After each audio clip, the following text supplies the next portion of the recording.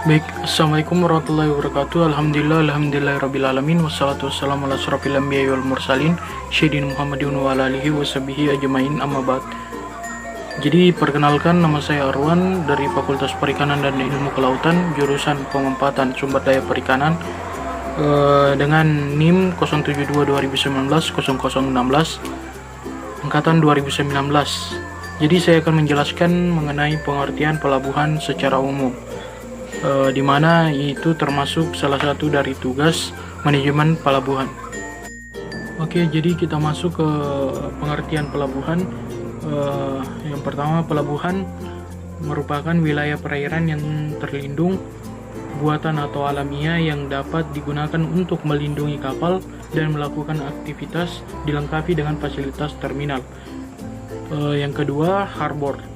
Sebagian perairan yang terlindungi badai aman dan baik bagi kapal untuk melindungi, berlindung dan menjalankan aktivitas. Dan selanjutnya yang ketiga, port. Bagian harbor di mana tersedia fasilitas terminal untuk melakukan aktivitas bongkar muat dalam jangka pendek ataupun jangka panjang. Baik, masuk ke fasilitas pelabuhan. Jadi fasilitas pelabuhan terdiri menjadi beberapa bagian. Yang pertama, fasilitas pokok.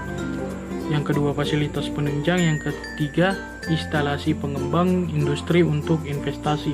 Dan terakhir fasilitas fungsional. Dalam fasilitas fungsional tersendiri memiliki beberapa bagian. Yang pertama, fasilitas produksi, fasilitas pembekalan, fasilitas pemeliharaan atau perbaikan, syabandar, dan yang terakhir satpol air. Baik, jadi kita masuk ke fasilitas pokok di perairan.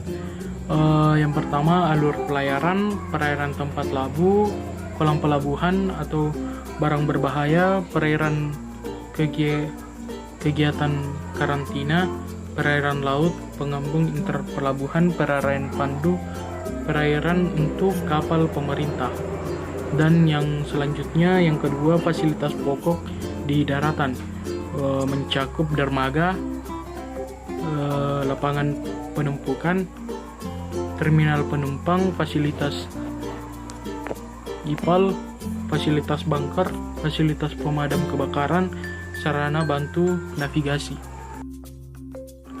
Baik, adapun yang selanjutnya yaitu fasilitas penunjang, baik di perairan ataupun di daratan.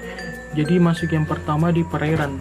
Fasilitas penunjangnya mencakup pengembangan pelabuhan jangka panjang, pembangunan dan pemeliharaan kapal, uji coba kapal atau trial, tempat kapal mati, kepentingan darurat, kegiatan wisata.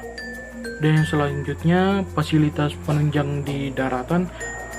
Yang pertama, kawasan perkotaan, perdagangan, perindustrian, fasilitas air bersih, listrik, pos, telekomunikasi, perhotelan, jaringan, jalan, air limbah, drainase, sampah, areal pengembangan, dan fasilitas umum lainnya. Baik, yang selanjutnya fungsi umum pelabuhan.